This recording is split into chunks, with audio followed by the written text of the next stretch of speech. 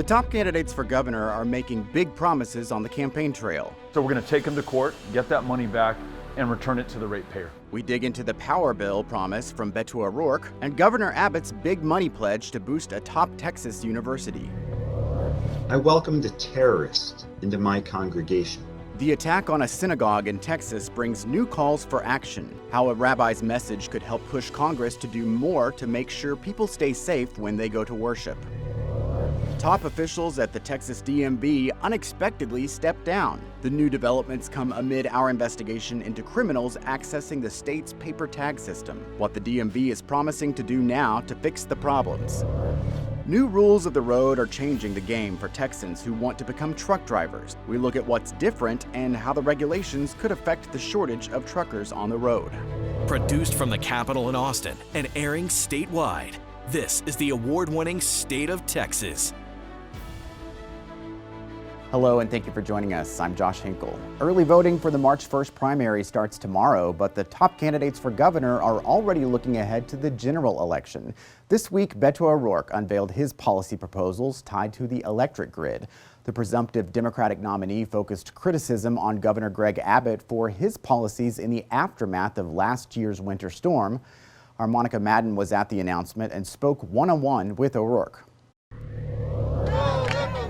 Beto O'Rourke supporters were fired up in San Antonio Thursday afternoon. This is exciting. About policy that typically doesn't rev up voters. Making sure that we protect the supply of energy. O'Rourke is hoping to tap into Texans' frustration after last year's deadly winter freeze. There was no excuse for what happened. Love what you're doing. The Democratic hopeful is proposing to add more accountability in securing the state's grid. One key idea is repaying Texans who've seen increased utility bills after the storm. And a lot of people are having to choose between paying the utility bill, putting food on the table. That's going to cost money. So how would you pay for those proposals? We're going to find that money from those who illegally profited off of the winter storm last year. They made $11 billion over the course of 5 days, and it was against the law.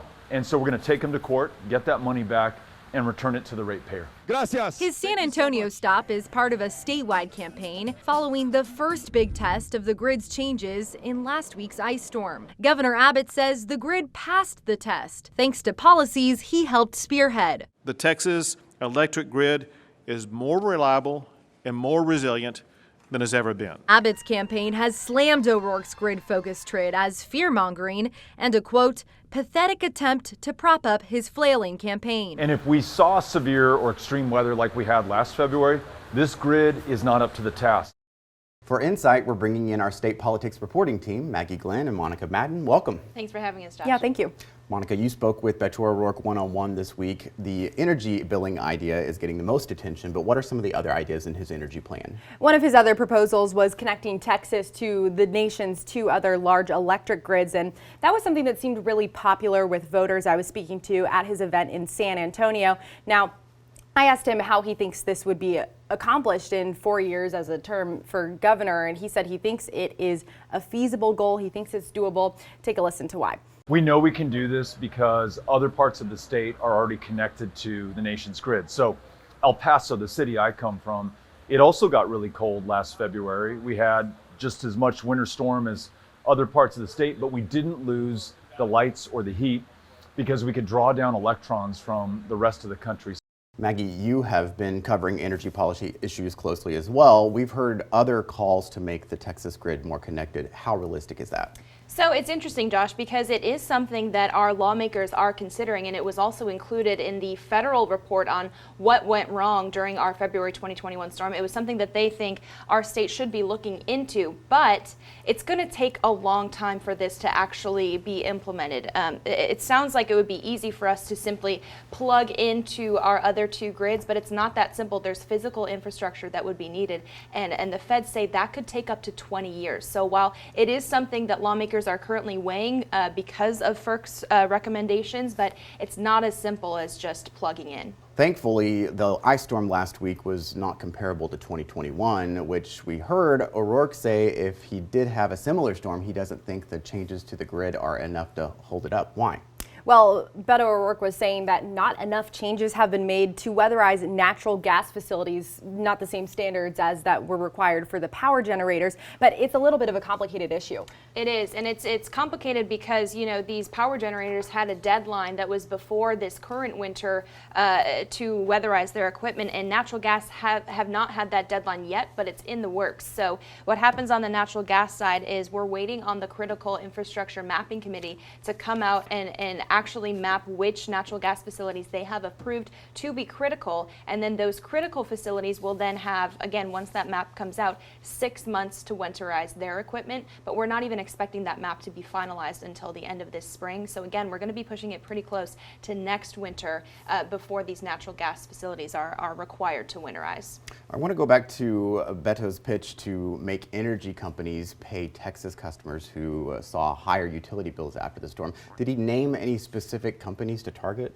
Not really, but he spoke to at large how a lot of these companies did profit during the week of the 2021 winter storm, and was very critical, saying that Texans are now footing the bill for some of that, but really shifted the blame to Governor Greg Abbott for these higher utility prices that customers are now seeing. Every single month, my fellow Texans are going to get a utility bill, and it's going to be more than they paid at this time last year. And it's because of Greg Abbott. It's why we call it the Abbott tax. So that 20 to 50 bucks a month more that you're paying at a time of rising inflation and gas prices. This is, again, another kind of complicated topic because it does sound as simple as, you know, the bills have trickled down to the consumers, but also these energy companies largely had to foot the bill during the storm last year. Typically, they're having to pay maybe tens of dollars for the energy that they're supplying, but that number jumped up to $9,000. There was also a problem with our free market with the grid. So that's, again, kind of another reform that they're working on right now. That cap at $9,000 has now been reduced to $500, but at the same time, they do need to make up for the losses that they suffered last year. Sure, some companies profited, but a lot of businesses also actually went under. We had two power generation companies that had to completely dissolve. So it's a bit more complicated than that, but it is kind of an easy sell of calling it the Abbott tax.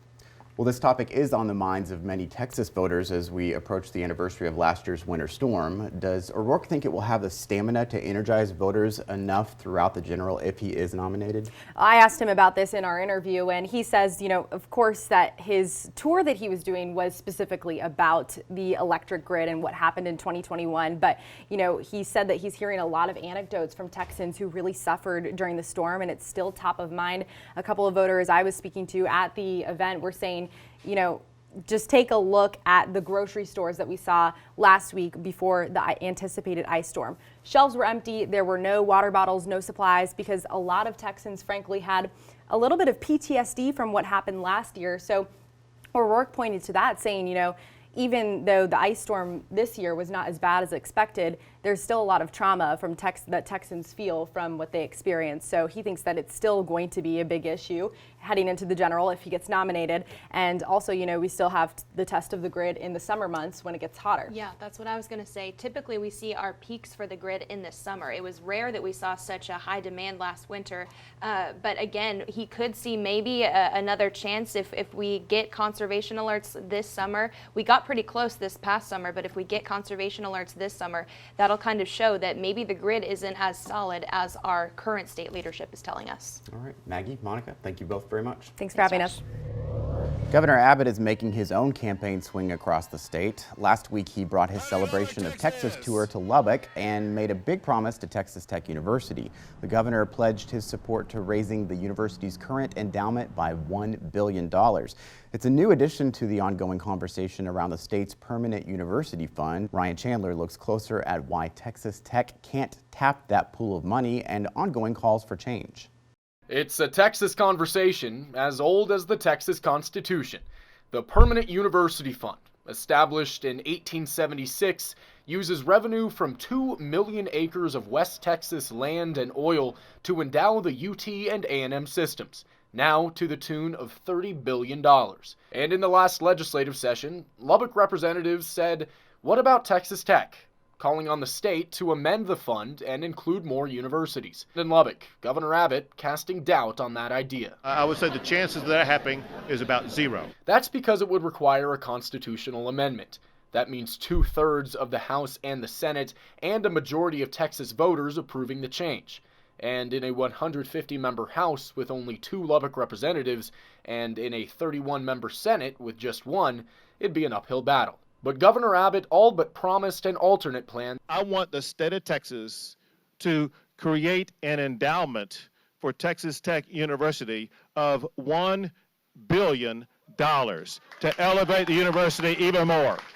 Another $1 billion would be a 60% increase on top of Tech's current endowment, now valued at $1.69 billion. Last session, that idea didn't take off, but the governor is optimistic it will in 2023. My plan is far greater likely to pass. The chances of being able to increase the endowment for Texas Tech is extremely high.